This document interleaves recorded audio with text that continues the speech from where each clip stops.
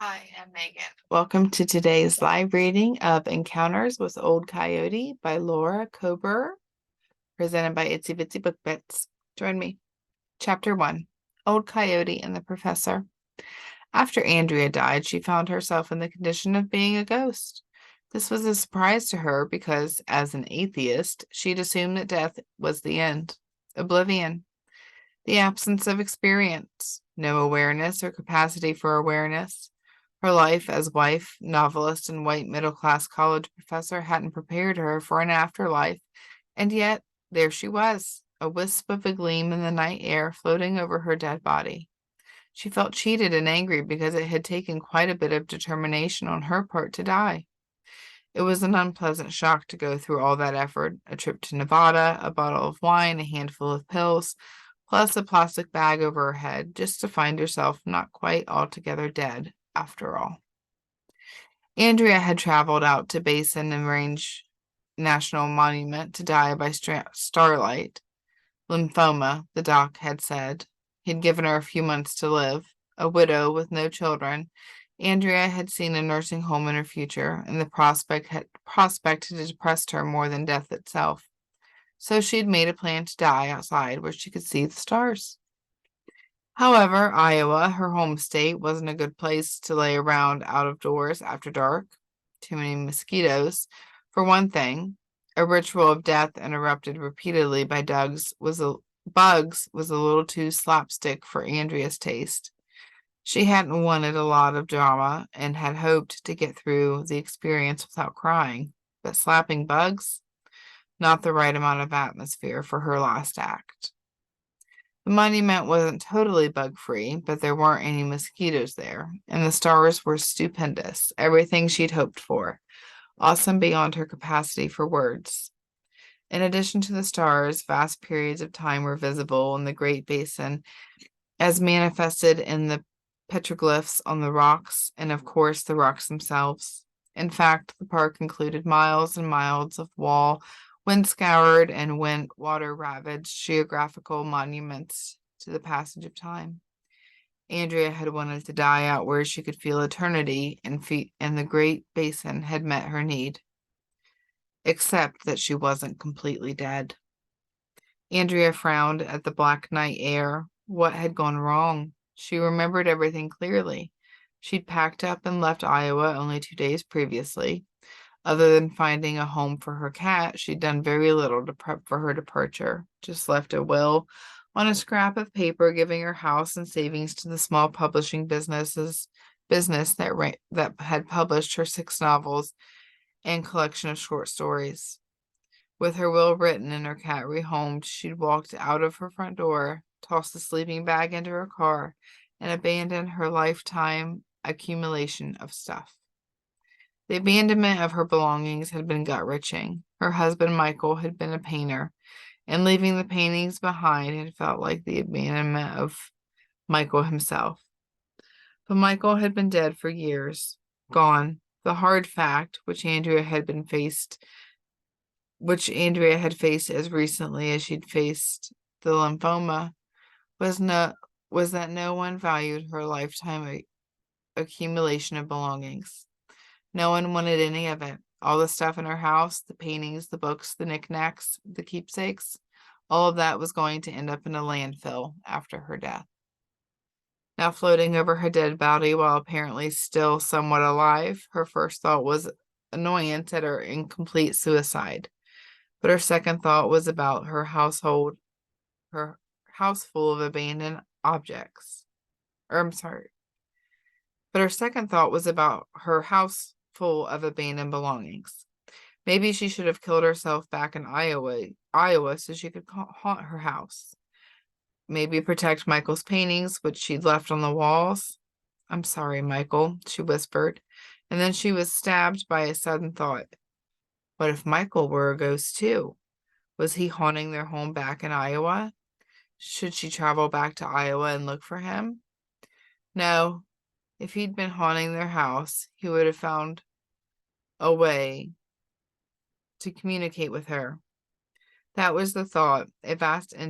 With that thought, a vast emptiness entered Andrea's heart.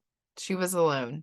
The black night air wafted right through her. Her small fire had burned down to a golden spot like a fire-bound star, and her body lay curled up in the fetal position in her sleeping bag. She could see a gleam of reflected sunlight on the plastic bag. She was all alone, a ghost in the darkness.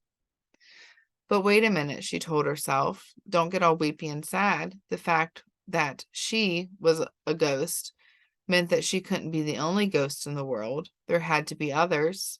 Did animals have ghosts? Andrea lifted her eyes from her dead body and gazed out into the night.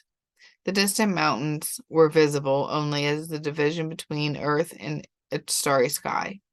She could smell the thick, spicy scent of the desert, but could see nothing of her surroundings but amorphous creatures. She could hear the rustle of leaves as a breeze stirred the sagebrush, but otherwise the desert was silent. Was she even in Nevada anymore? Maybe she was in an alternate reality that looked like Nevada but wasn't. Andrea floated slowly in a circle, her red eyes searching the darkness, but all she could see was the night air and the stars overhead. So many stars.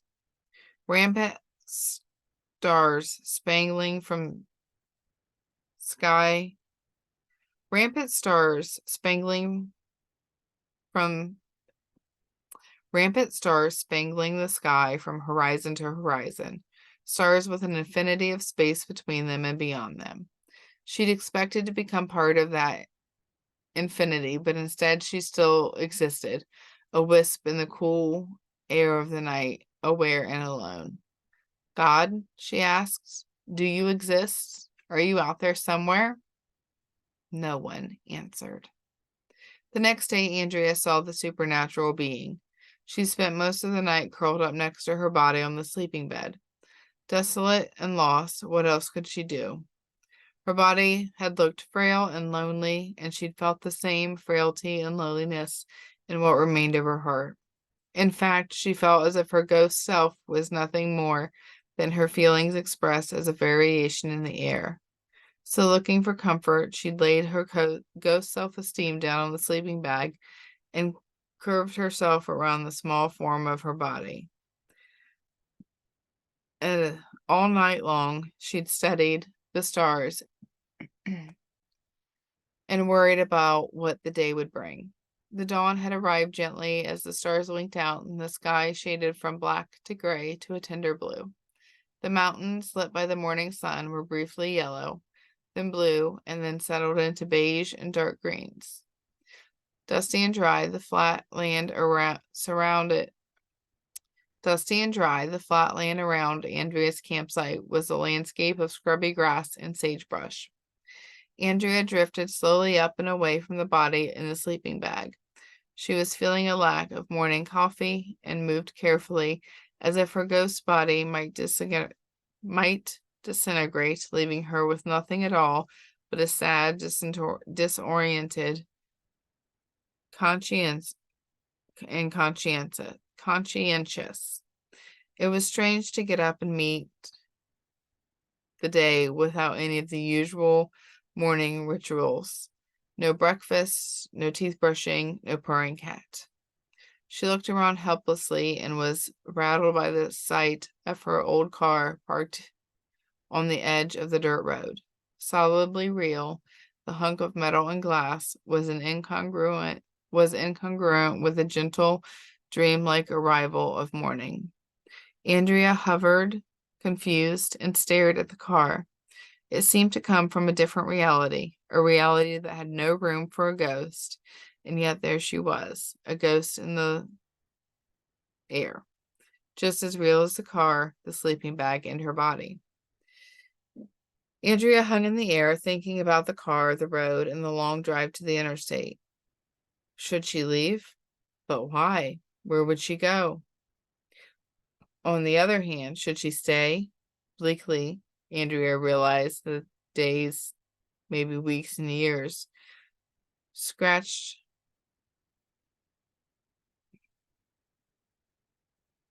Bleakly, Andrea realized that days, maybe weeks and years, stretched ahead of her, and she had no idea what to do with her existence. She was rotating slowly in the air, looking around with growing desperation when the spirit emerged from the from the dawn light. He came into being gently, as if created by the molecules of morning air, a shape not quite human, not quite coyote, and something and completely unlike anything she'd ever seen before. With a full head of spiky deer antlers, bluish-gray fur, and yellow coyote eyes, he was clearly a supernatural manifestation. Andrea stared into his yellow eyes, terrified. Her thoughts skittered around in her head. Should she fly away, hide? But there was no place to hide in the flat, open landscape. She shrank back, away warily, and kept watch. The strange spirit approached her, calmly, with the casual air of someone dropping in to visit a neighbor. Nodding briefly, he said, "Hi there." Andrea made an effort to calm herself. After all, what could he do to her? She was already dead. Besides, she'd spent the night considering the possibility of a god, so maybe the sudden appearance of a spirit was providential. Had fate or death or God or a force of some sort, sent her a source of answers. She put her fear aside and responded tentatively. "Hello?" "I saw your fire," the spirit said. Startled, Andrea realized that her small campfire still had some glowing black and orange embers. The spirit arranged himself on a rounded rock, a rock that Andrea hadn't noticed until he sat on it, and set out a coffee cup, a coffee pot, a cup, and a canteen. "Mind if I make some coffee?"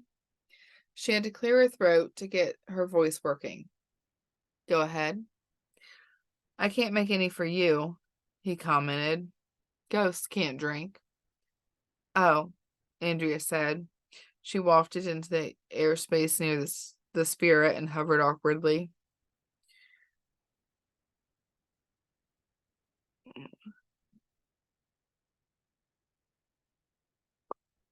Excuse me. "So," the spirit said, "I can see your corpse over there." Andrea winced at the word corpse. She said, "Yes, I'm surprised to be a ghost. I didn't know ghosts were a real thing." "Now there are a lot of ghosts." He carefully prepared his coffee. His supplies, Andrea had noticed, were kept in a painted parfleche like those she had seen in a museum. The red and yellow and black geometric design was from the Plains tribe, and he was wearing the old-style moccasins made with porcupine quills with decorations.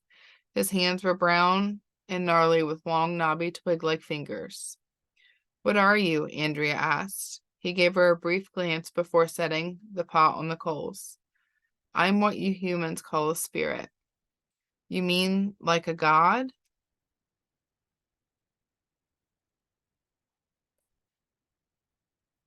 "I mean, like a local god, not like the main one, if there is a main one." She felt embarrassed by her ignorance. He grunted a bit impatiently. "Those are all words. People make up words." "Well, yeah." Tired of hovering, Andrea sank down on the sand. She folded her wispy body in on itself. "Just words," she said. "But that's what people do. We talk." "Words." He shrugged. "If he's here to give me answers," she thought sourly, "he's not doing a very good job." Andrea watched as the coyote poured himself a cup of coffee. She felt excluded by her inability to share the morning coffee ritual with him, but she didn't want him to leave either. She didn't want to be alone. At least not until she understood things better. Do animals have ghosts? She was thinking of her old cat who would be dead soon. He said, "I've seen some. Sometimes they wander around looking lost for a while." "Lost?" Sorrow stabbed at Andrea. "I hope my cat just dies all the way. I don't want her to be hanging around." "Don't worry," he said. "It's mostly cows or horses or pigs. Some animals that had a really fucked up life. I don't think the happy ones become ghosts. He doesn't think. Doesn't he know? Andrea studied the coyote out of the corner of her eyes. He was sipping the hot coffee with an air of contentment, maybe mixed with a little impatience. Impatience toward her? Frustration seized Andrea. I don't understand why I'm a ghost. I don't understand if there's a God or not. Is there a God? The coyote just looked at her and didn't answer. Stubbornly, Andrea forged ahead. Because I never believed in one, but here I am, a ghost sitting with a supernatural being. She paused, but Coyote was involved in carefully picking his long yellow teeth. Andrea plunged on. The reason I never believed in God is because of people acting like he was their personal on-demand life coach or sugar daddy. My ex-sister-in-law, the sister-in-law of my first husband, was like that. One time we were over to her house for dinner just before Christmas. She was real religious in a Bible quoting kind of way. Anyway, she was all excited because she found a Cabbage Patch doll for her daughter. She glanced at Coyote and saw that she'd finally caught his interest. He had one eyebrow cocked.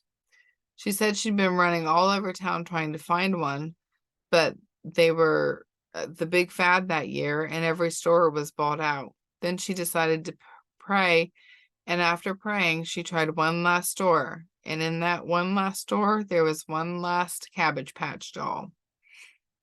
She told us that Jesus himself had intervened to get that gift for her daughter.